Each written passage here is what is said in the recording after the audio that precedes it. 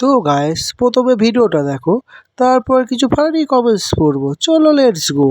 মায়াপুরে প্রথমবার আমি একটা লাক্সারি রুম নিয়েছি অ্যান্ড আমিও দেখিনি।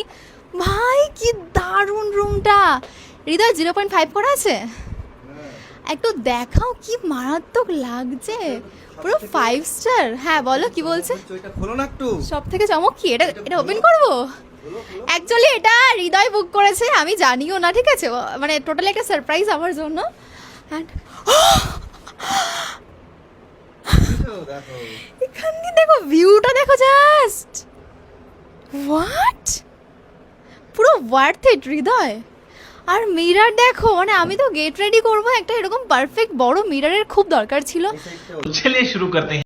সবাই জানে তোমরা একটাই রুম নেবে, কারণ হানিমুনটা দুটো রুমে হয় না।